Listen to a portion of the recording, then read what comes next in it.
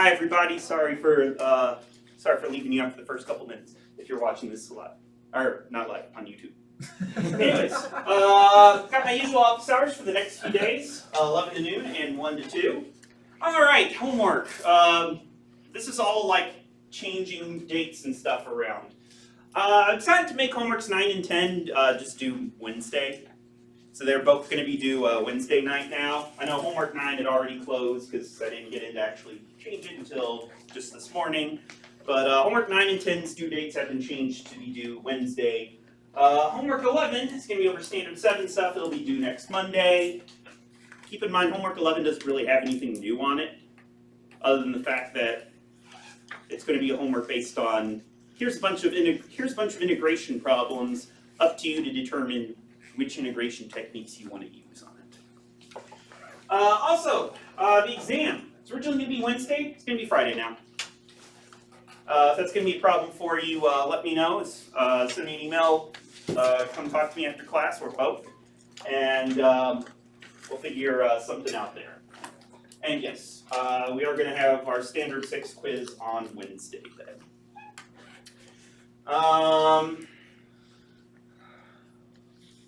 Also, retests. I know several of you had wanted to come in and retest like last Thursday. If you are one of these people, you can have 2 retests this week. So keep that in mind. And it'd be nice if you did them at the same time, but I'm not going to require it. Cut down on seconds. Or just cut down on having to run back and forth to the printer meeting. Any questions or comments before we get going?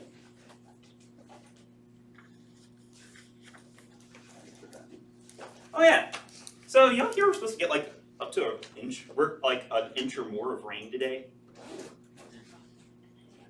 That's not the joke of the day. That's a legit thing. Like, here's the joke of the day though. 2 lines are caught outside in the rain.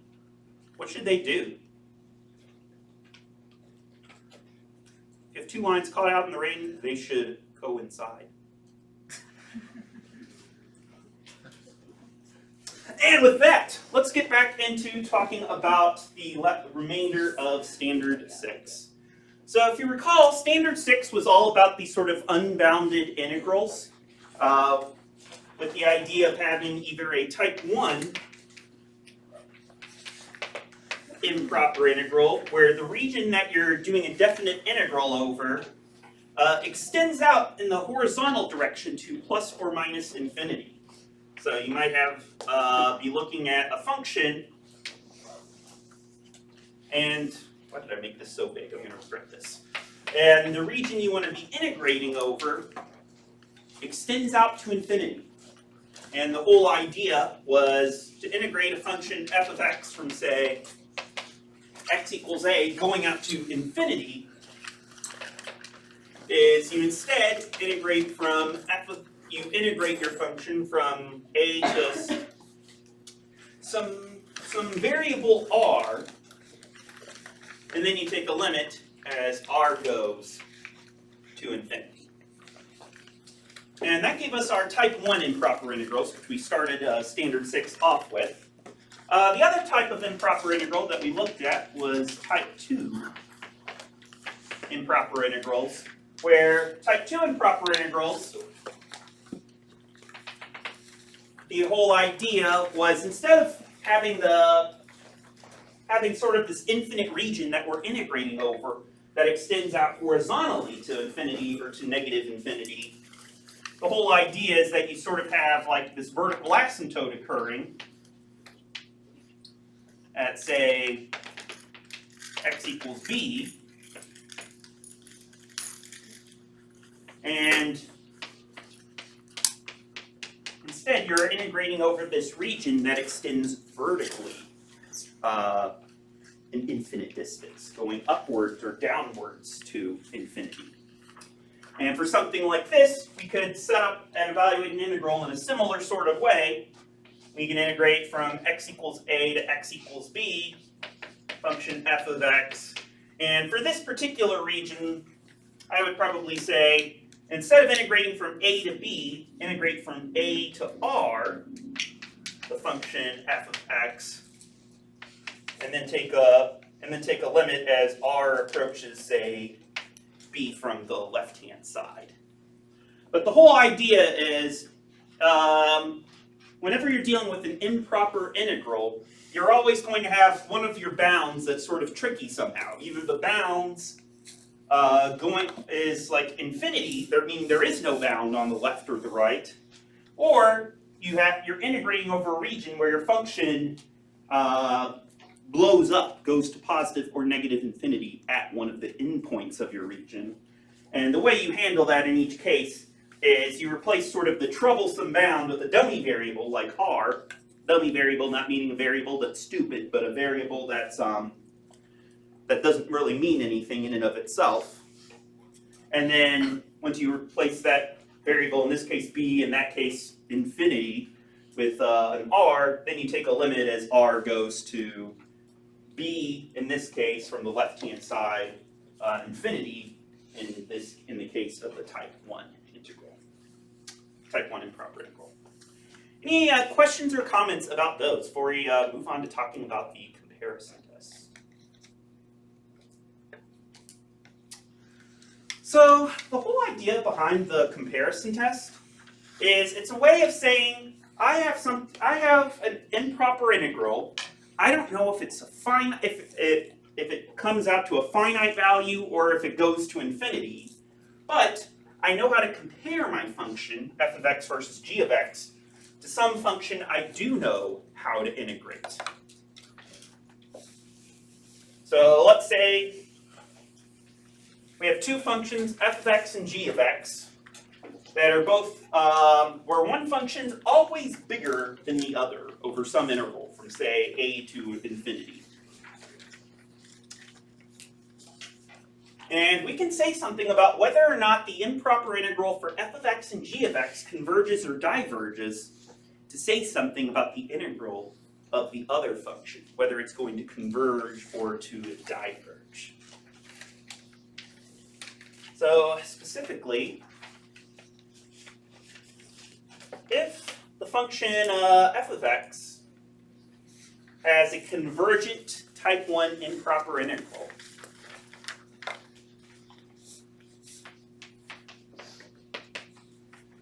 meaning if this integral, if you were to evaluate it using this limit here, comes out to some finite value, what can we say about the integral of g of x? Bethany? Is it also converges? Yeah.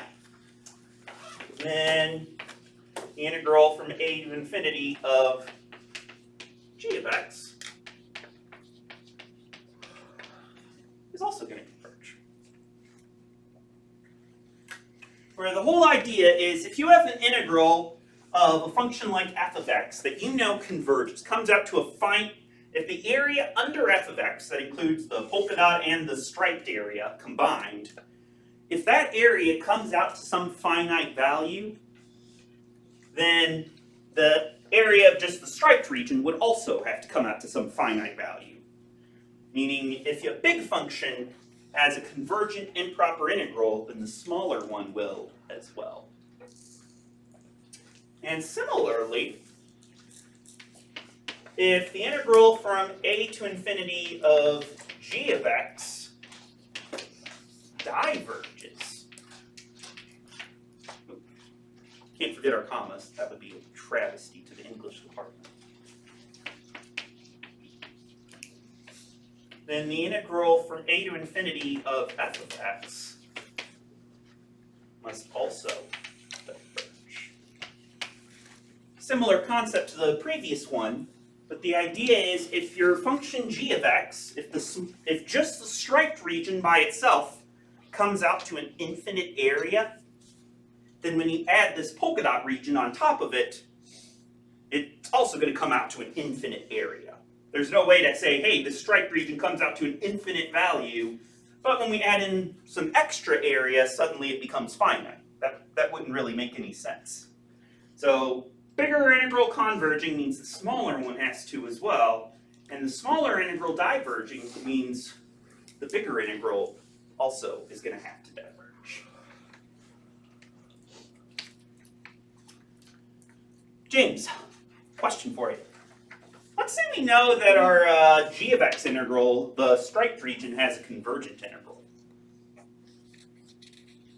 If g of x has a convergent integral, what can we say about f of x's? Not much. Not much? Not with that attitude, we can't. Why is that? Because if f of x is bigger than g of x, then it could go up to infinity still, and there's no way of knowing that.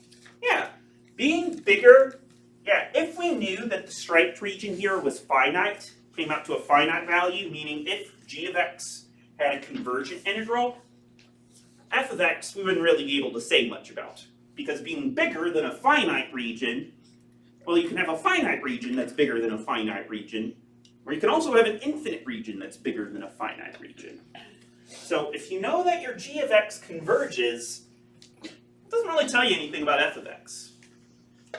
And I would say similarly, if you know that the big region at the area under f of x is divergent, I don't think that really tells you anything about g of x, because having these two areas combined giving us something infinite, the striped region by itself could be finite or infinite. So I'll throw this in as sort of a note, where if the integral of the bigger function diverges, or the integral of the smaller function converges, this doesn't tell us anything about the other integral.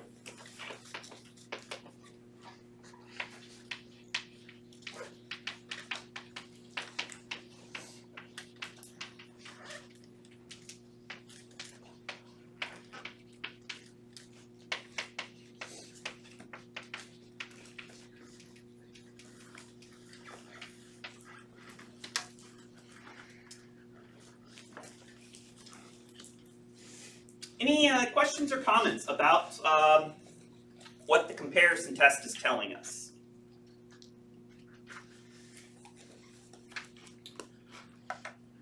So the whole idea behind the comparison test is that it's very useful to, if you're not sure whether an integral comes out to a finite value or to an infinite value. Because at this point, going back through Standard 6, we've seen plenty of examples of both of them at this point. Improper integrals that converge, improper integrals that diverge. And so the whole point of the comparison test is saying, here's a function we don't know how to integrate. But we know how to relate it to some other function we do know how to integrate. How can that tell us something about if the initial integral comes out to a finite value, meaning it converges, or if it's a divergent integral, meaning it comes out to an infinite area, or to an area that, or to a limit that just is undefined? So we looked at one example last Wednesday. Let's do another one.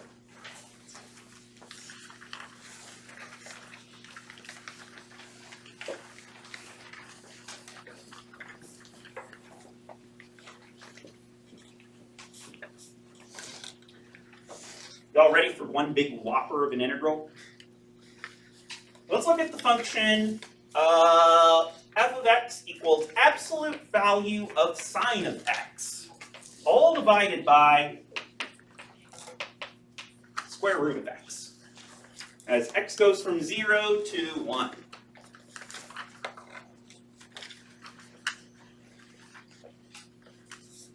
So first of all, ignoring the question of how on earth are we going to integrate this, we'll come back to that in a second. Why is this an improper integral? Stephanie?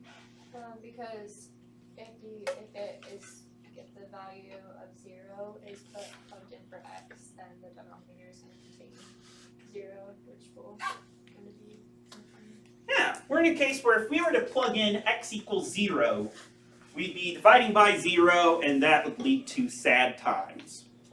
You can plug in any value of x into the function absolute value sine of x over square root of x and get a real number output if x is any value between 0 and 1 other than 0, but at x equals 0 itself,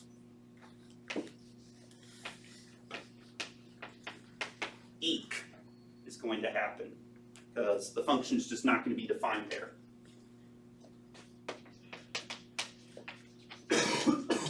So with that in mind, Rhoda, is this going to be a type 1 improper integral or a type 2 improper integral? Right, type 1 is the one where the x bounds go off to infinity. Type 2 is where the y bound, where it goes vertically off to plus or minus infinity. So would be type 1. Type 1, so you're saying that like horizontally this is going off to plus or minus infinity? Oh, yeah, never mind. Type 2. Yeah. Generally, you can tell the difference because of the type 1 improper integral. One of your bounds is going to be infinity or negative infinity. Technically, it could be both if I'm really feeling sadistic. But for a type 2 improper integral, type 2 is both of the bounds are going to typically be finite numbers.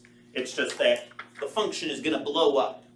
In this case, near one of the bounds. In this case, as x gets close to 0, absolute value of sine of x over square root of x is going to get very, very, very big, turns out. All right, Devin, how do you integrate absolute value of sine of x over square root of x? I'd start rewriting it to sine x and x to the negative 1/2. Write it as sine of x times x to the absolute value of sine of x times x to the negative 1/2? Yes. Okay, you can certainly do that. How would you proceed from there?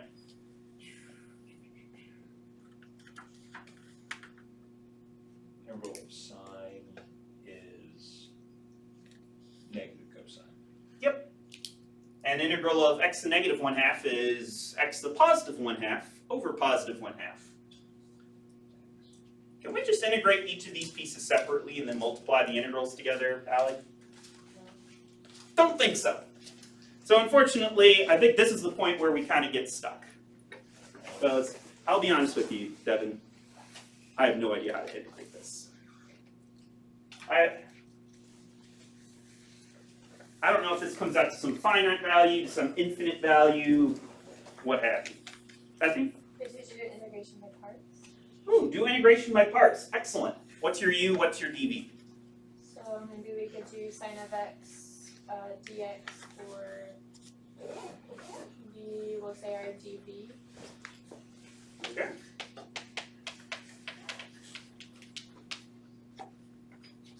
And then your u would be x to the negative 1/2?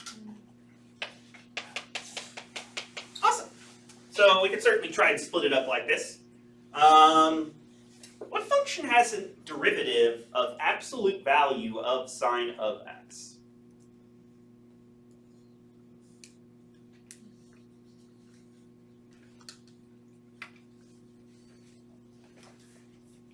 Would it be the absolute value of cosine? Or Absolute value cosine x? Seems legit. Cosine has a derivative of negative sine, so if we're taking absolute values of the whole thing, why wouldn't that be the case? Unfortunately, that doesn't quite work because of the absolute value sign. The absolute value sign kind of throws a monkey wrench into this, trying to integrate this directly. And that you can't just say, oh, the integral of absolute value of sine of x is the absolute value of integral of sine of x. That'd be nice if it worked that way, but as we've seen, integrals never behave as nicely as we want them to generally. That would sort of violate the, what would that be, the chain rule, if we tried to integrate that way. Plus, I also think we'd run into an issue where if we tried to do the whole integration by parts on this, we'd end up with our VDU probably wouldn't be any easier to integrate than our UDV was. So that's a good idea, something we could certainly try, but I don't think it's going to work out. I'm just going to let you all know right now, this is not something we know how to actually integrate.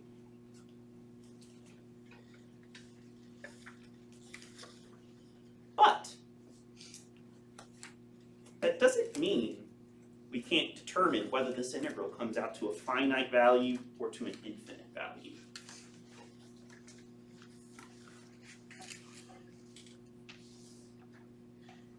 Because right now, if we were to sort of try and graph what our function looks like, our f of x equals absolute value of sine of x over square root of x from, say, 0 to 1, it looks something like this.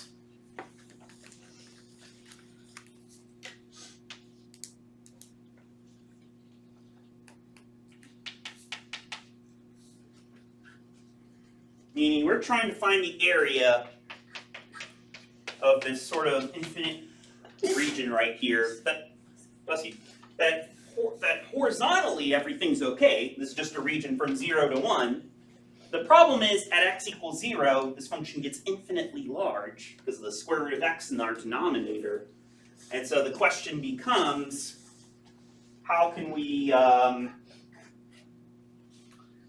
determine if this region that extends up vertically forever comes up to a finite value or to an infinite value? So what's our plan? Our plan is we want to use the comparison test on this, which means we'd ideally like to find one of two things. We'd either like to find a bigger function that has a convergent integral over this region, because if we can find a bigger function with a convergent integral, then our smaller region would have to converge as well. Or the other possibility is we find a smaller function with a divergent integral. Because if we can find a smaller function with a divergent integral, then that would allow us to say that the initial area happens to diverge. So that's going to be our key idea here, is to find either one of two things. We can either find a bigger function with a convergent integral,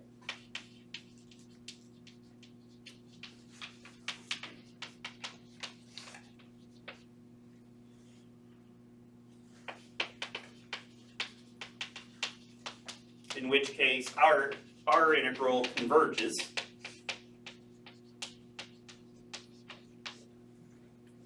Or the second thing we can do is we can find a smaller function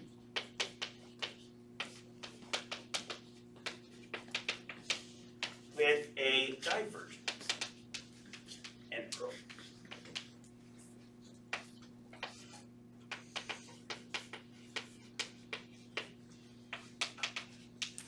In which case our integral is going to diverge.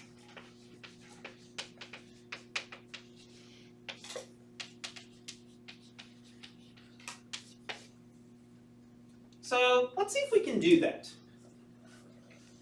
Do one of these two things. Find a function that's easier to work with, meaning we can meaning let's try and compare our absolute value of sine of x over over square root of x to something we know how to integrate, and see if we can use one of either of these two key ideas. So let's take a look at this function.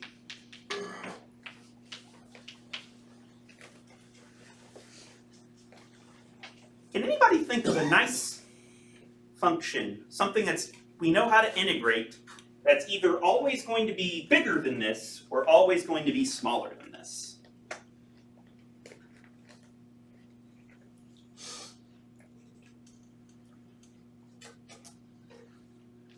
Yeah, Christopher? Could you say that absolute value of sine of x over x would always be smaller? Compare it to absolute value of sine of x over x? Yeah. Well, we can say something like square root of x is going to be bigger than x on this interval. Because we're looking at values of x between 0 and 1, normally square root of x is smaller than x, but from 0 to 1, square root of x is bigger.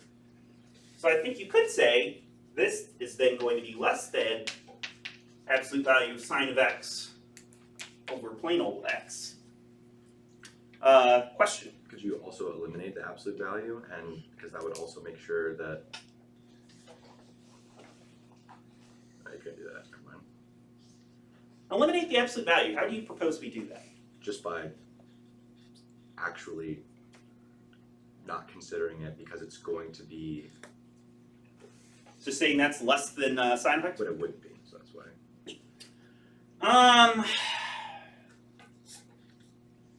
Could say that's, wait, where does sine of x change? Pi over pi goes from positive to negative. You could say that's equal to sine of x over x. Because from 0 to 1, sine of x is always positive. So sine of x will equal its own absolute value. Okay. How do we integrate sine of x over x? You'd begin the same process that we did over there, but Compare that to something else? um,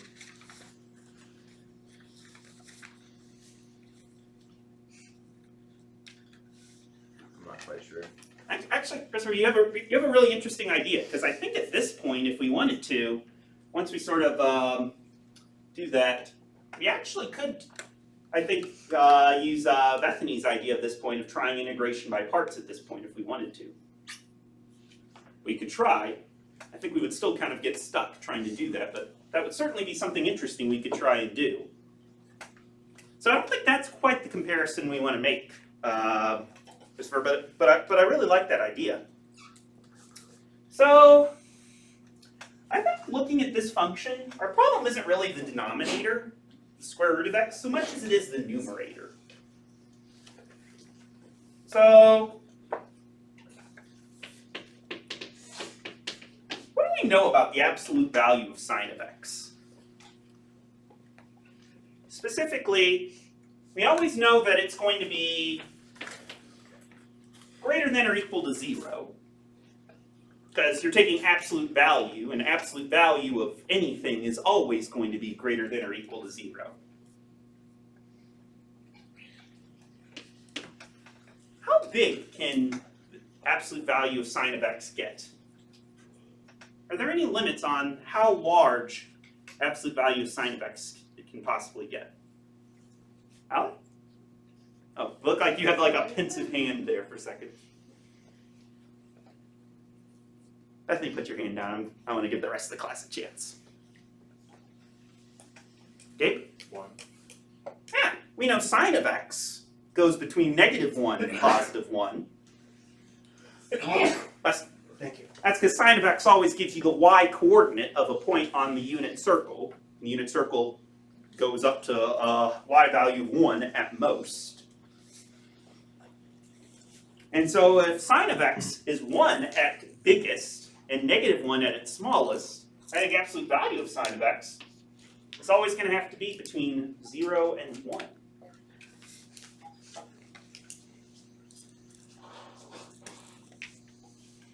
So following that logic,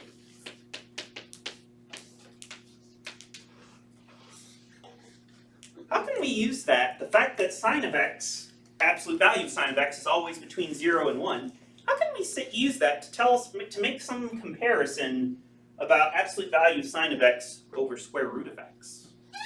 Okay? Could we just do like 2 over the square root of x? Sure.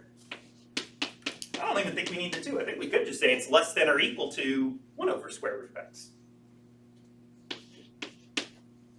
And it's always going to be bigger than 0 because absolute value of sine of x is always positive. Square root of x is always going to be positive. So positive over positive is always going to be positive. If you wanted to, Kate, you absolutely could use 2 square root of x here, because that's certainly going to be less than that. I think that's just going to add an unnecessary level of complexity to do that. It just gives us another constant we have to worry about. But that would certainly work as well. So we have another function. We'll call it h of x equals 1 over square root of x. That's bigger. If we know that our h of x, the 1 over square root of x integral, happens to converge, that would tell us our initial integral has to be convergent as well. So what do we know about our 1 over square root of x integral?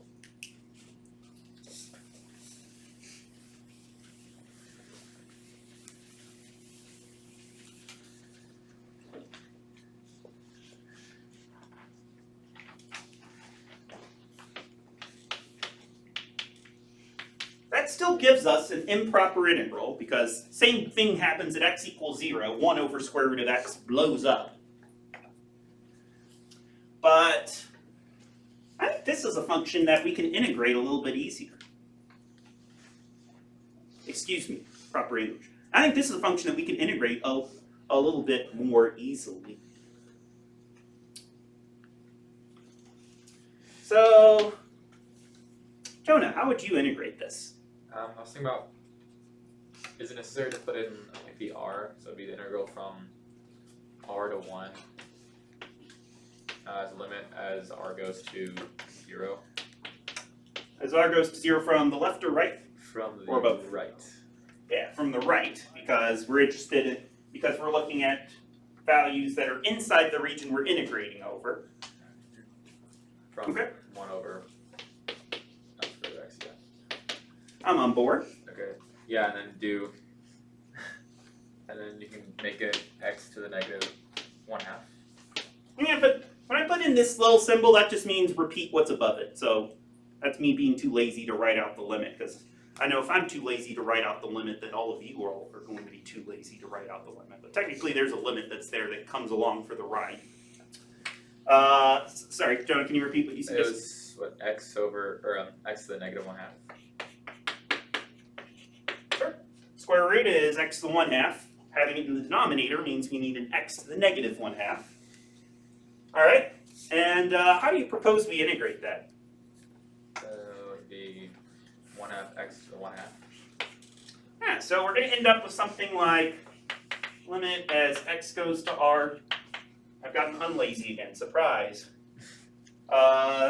X to the, Well, x over, or 1/2 x to the 1/2.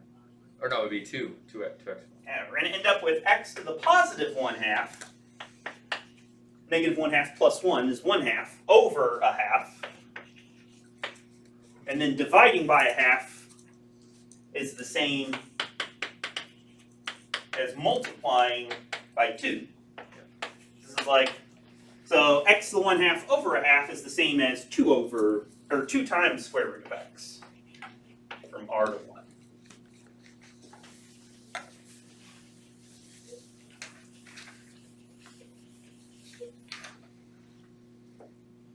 So if we write that out, we'll get 2 square root of 1 minus the limit as x approaches r plus. What am I saying? R approaches 0.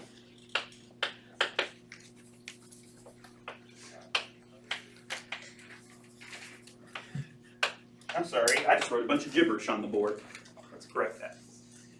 Taking a limit as r approaches 0 from the right, in this case, of 2 square root of r.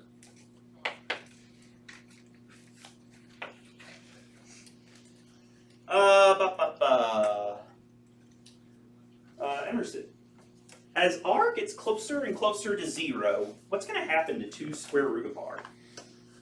Well, as r gets smaller, the square root of r gets even smaller, so it's just gonna get closer and closer to 0. Yeah, this is going to go to 0. Because 2 square root of r, square root of a very, very small positive number is going to be a very, very small positive number. So this 2 square root of r is going to go to 0 as r approaches 0. So it turns out this integral comes out to 2.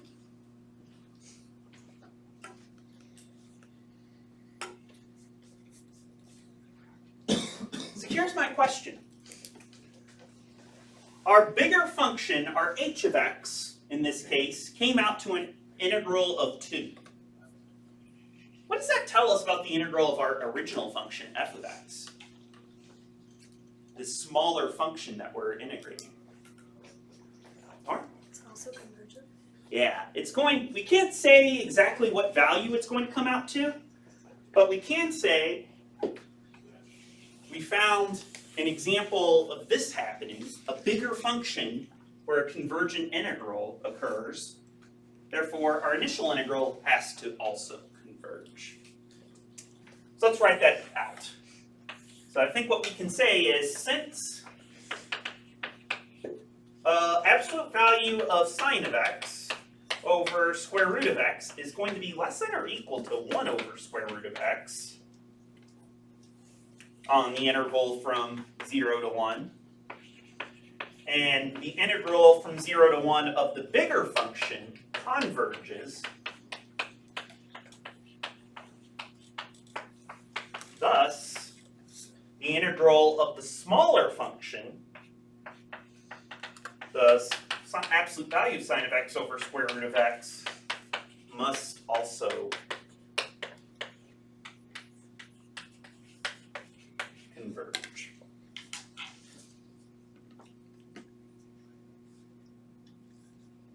Holy moly.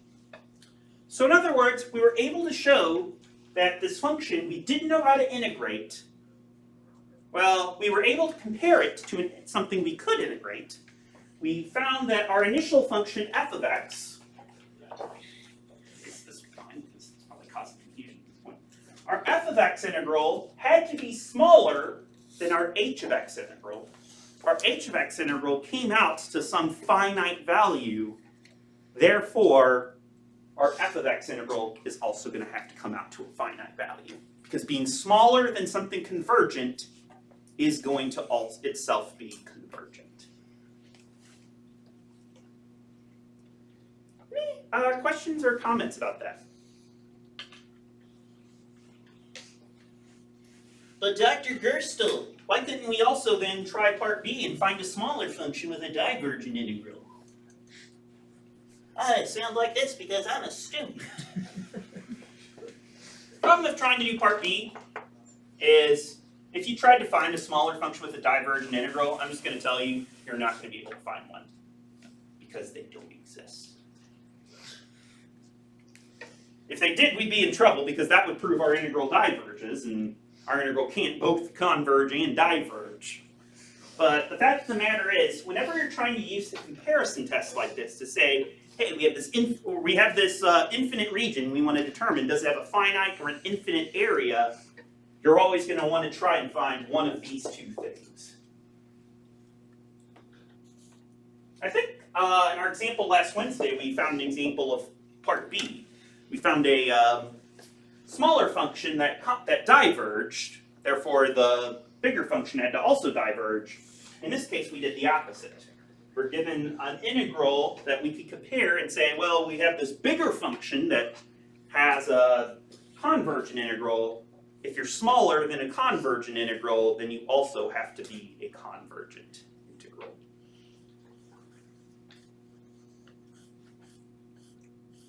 Another way we could have done this, I'll just make a note over here, is we could have just said from the start something like absolute value of sine of x over square root of x. Well, that's just always going to be less than or equal to integral from 0 to 1 of 1 over square root of x, which came out to 2. And if therefore this integral has to come out to some that has to be less than or equal to 2 as well, so it converges. It's sort of a shorthand of saying the same thing.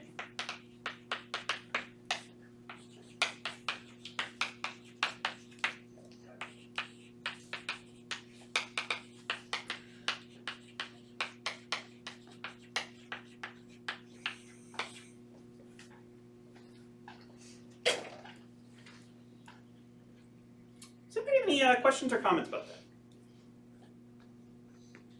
This theorem theorem, the comparison test, is going to be super important for us. And like 6 standards from now, when we're looking at not integrals anymore, but we're looking at infinite sums, where we're taking like 1 plus 2 plus 3 plus 4 plus 5 plus 6. And yes, Jordan, I haven't forgotten my promise. I'm going to show you that sum comes out to negative 112. We're going to have a similar sort of comparison test for adding up infinite sums as we are for looking at these sort of infinite integrals.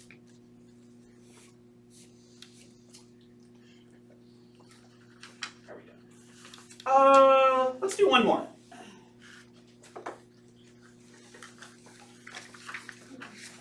Would y'all? I tell you what. A lot of y'all are kind of quiet. I could tell you're in the post power outage calc slump, let's call it. Would you all like to work out another example as a class, or would you prefer to give you all an example and let you all have time to work on it individually? Reagan, which one would you prefer? Class. Work it out as a class? Yeah. Alright, let's do one more as a class.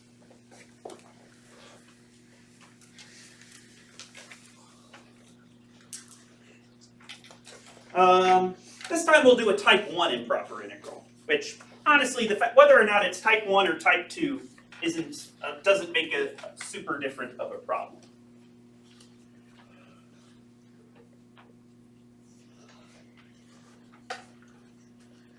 So this time, I'm going to set up and look at an integral from x equals 5 to x equals infinity of 1 over x cubed times natural log of x.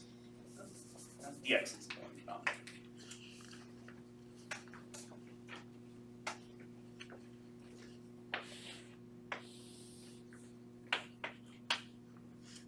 So it's going to be a function that does something like this over the region that we're looking at.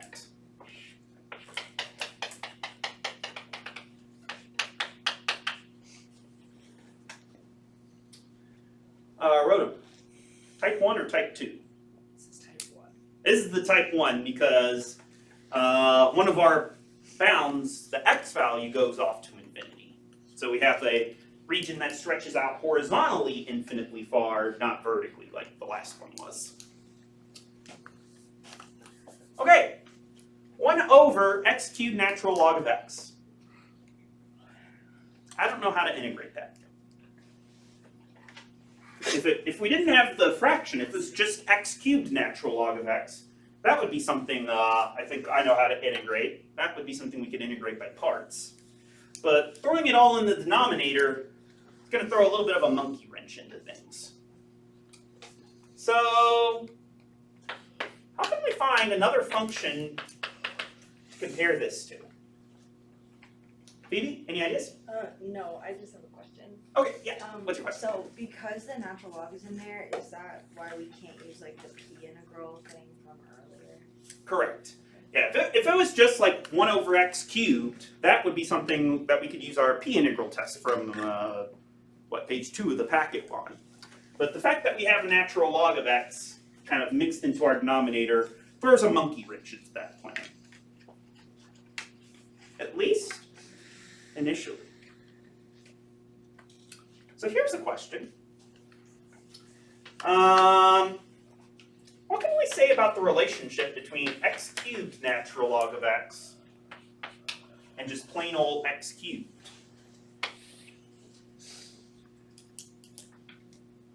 Which one of these is going to be bigger? Nora? X cubed natural log of x. X cubed natural log of x? Why is that? Because the natural log can never be smaller than 1. Sure it can. Or it can't be smaller than 0. Say what? It can't be smaller than 0. Sure it can. But x equals 1, it's equal to 0, but for x between 0 and 1, natural log can totally take on negative values.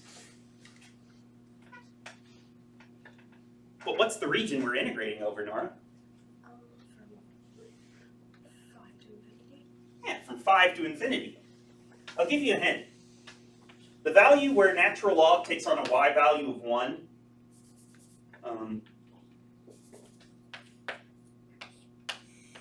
is going to be an E, so like 2.71-ish.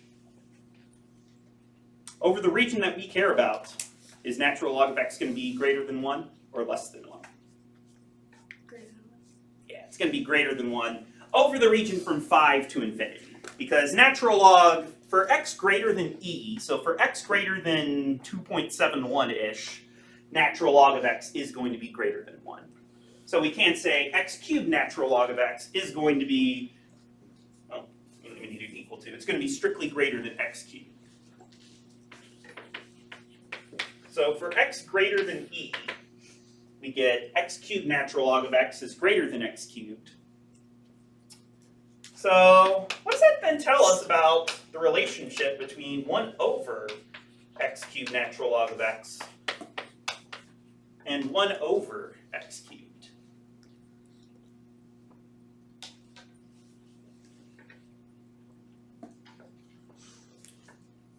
Joy, which of these fractions is going to be bigger?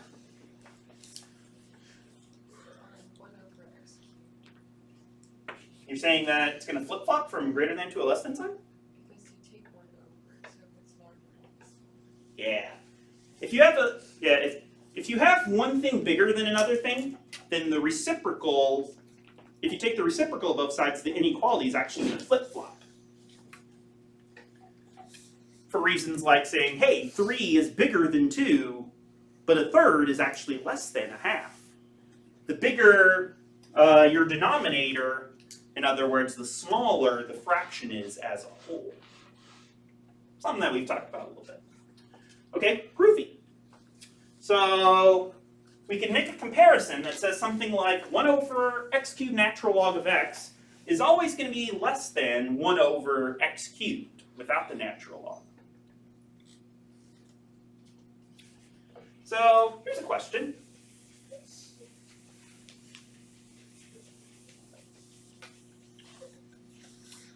Phoebe, I'll address this one to you because you asked it earlier. What can we say about this integral? Because now I think that is a p integral. And so, because p would be 3, which is greater than 0, it converges. Close. It's because 3 is greater than 1, it's going to converge. Yeah, because if you remember our result from, gosh, this is like a week ago now, we said that the integral from, say, constant to infinity of 1 over x to the p is going to converge if p is greater than 1, and is going to diverge if p is less than or equal to 1. So in this case, we have the case where our p is 3, and since 3 is greater than 1, our p integral is going to in fact converge. So we don't even have to do anything special to integrate this. We can just automatically say this integral is going to converge as a p integral with p equals 3, which is a value greater than 1.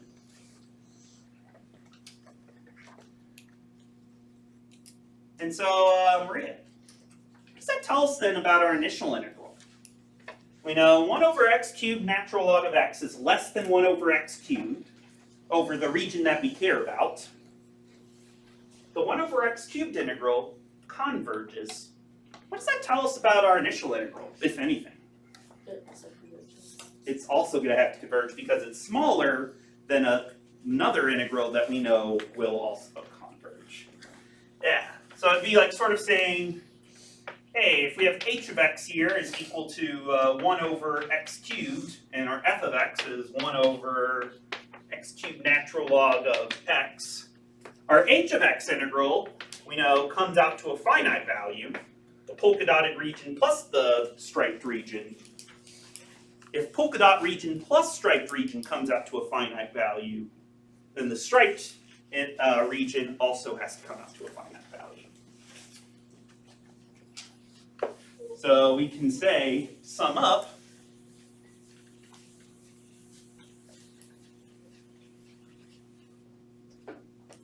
something along the lines of, since 1 over x cubed natural log of x is less than 1 over x cubed for x greater than 5, meaning in the region we care about.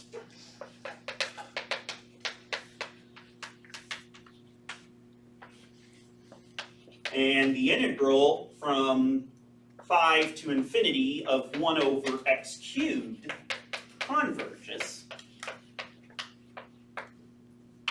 Thus, the integral from 5 to infinity of our smaller function, 1 over x cubed natural log of x, must also converge.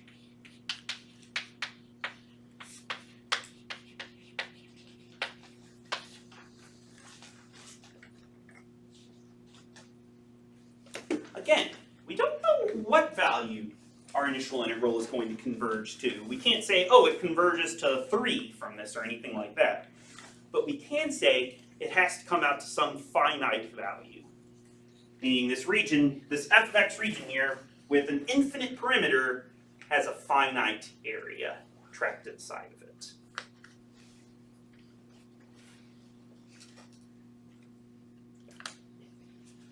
Any questions or comments related to that?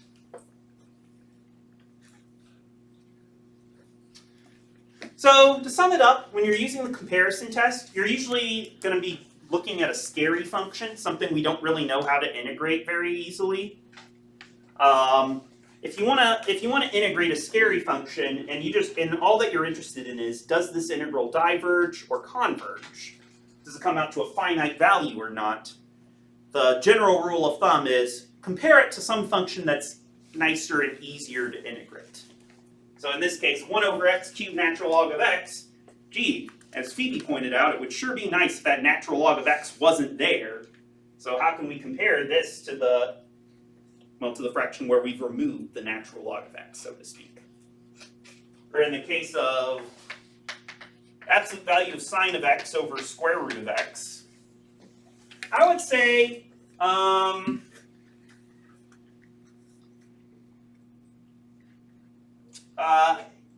don't know how to, it'd be sure be nice if that sine of x wasn't there, because I think the sine of x is mucking this up more than the absolute value of sine of x is kind of making this scarier looking than the square root of x, at least to me. Hey, wouldn't it be nice if we could compare it to something like 1 over square root of x instead?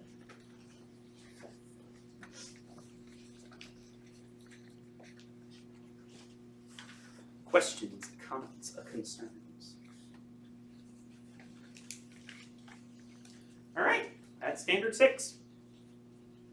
All about improper integrals. So on the standard 6 quiz, again, on the in-class quiz, I'm not going to ask about the comparison test. But that doesn't mean the comparison test might not appear on, say, the exam or, I don't know, a retest of some sort. You've been warned. So for the quiz, you should be prepared for me to give you an improper integral of some sort and ask you to determine, does this converge? If so, what value does it converge to?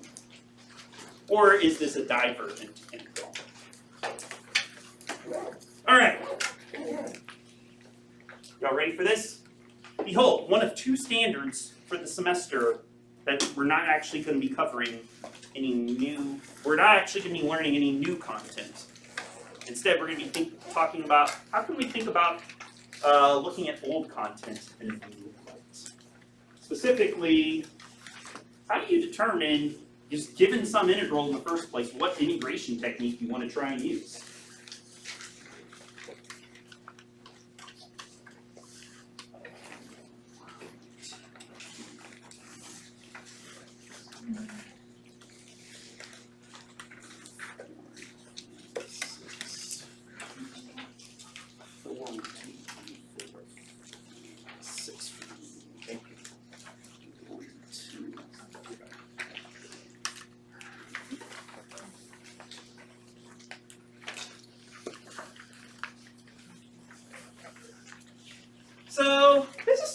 So this one's sort of going to be a review of our first 5 standards. Not so much standard 6, because standard 6 is less focused on how do you integrate a function and more focused on how do we integrate over a specific type of region that goes to infinity in some way. So I figured this would be some good review for the exam anyways. What integration techniques do we even know at this point?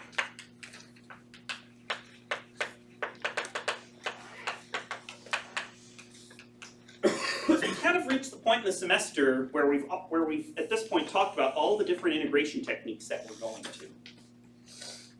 Don't all celebrate all at once.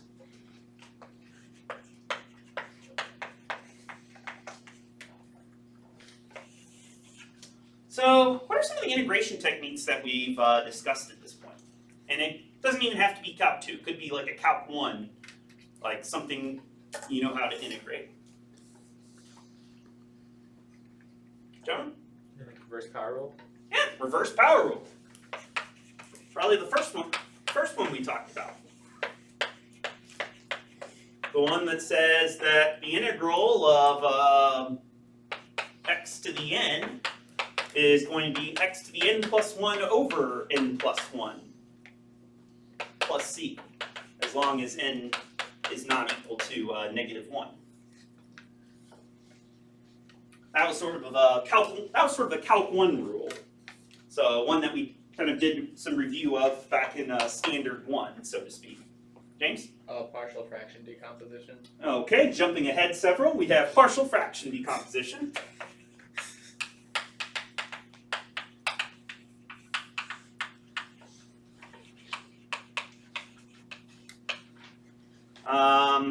Which was in Standard 4, where partial fraction decomposition was the one that says, hey, if you have an integral of something like 1 over x squared times x minus 3, I think was the one I gave you on the in-class quiz. The idea was you take your 1 over x squared x minus 3 and you split it up into smaller pieces. Constant over x plus constant over x squared plus constant over the x minus 3. And then we had a bunch of techniques for how do you solve for a, b, and c. Once we know what those constants are, you can evaluate the initial integral by just integrating each piece separately. Yeah, that's one of the ones we spent a few classes talking about. Mary? Chain rule. So, as an integration technique?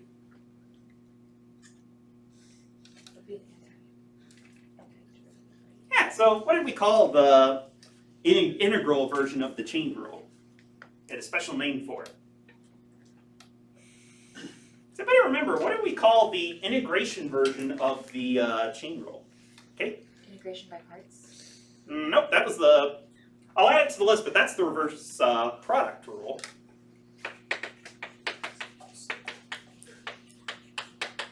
That was Standard 3. So that's the one that we did to reverse the product rule. Nora, what's the one that we used to reverse the chain rule? U substitution. Yeah, that was just U substitution.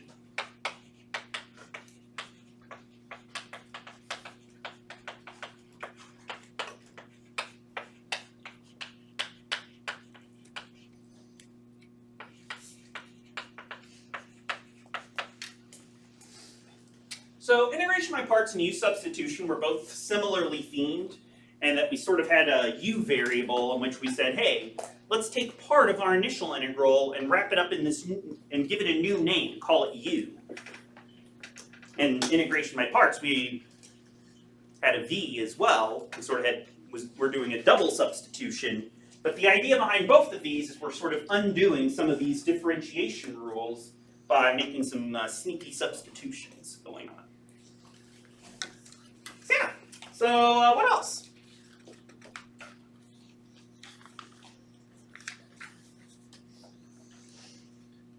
Well, I would say that we had several integration formulas that were just kind of do the derivative rule but backwards,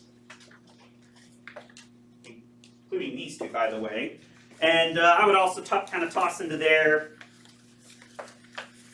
We could just simply reverse derivative formulas for things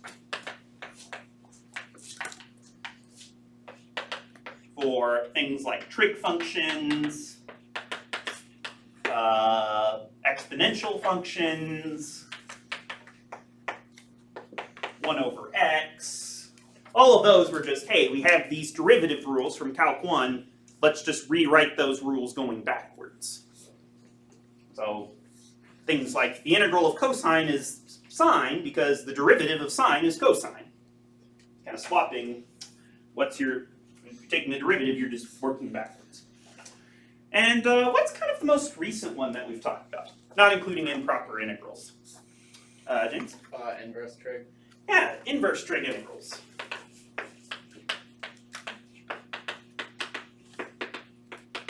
That was kind of the focus of standard 5. This one I'd say standard 1 some more. So that's for integrating things like 1 over x squared plus 1, 1 over square root of 1 minus x squared.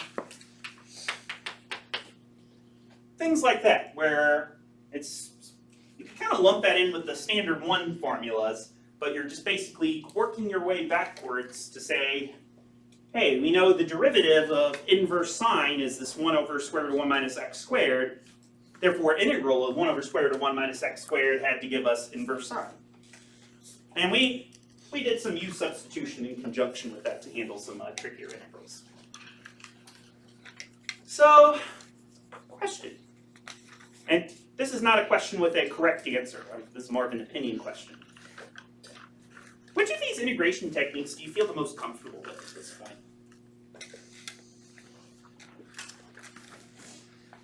Which ones, if you're looking at this list of different possibilities for how do you integrate something, which ones do you think like you could recognize and say, oh yeah, I got this?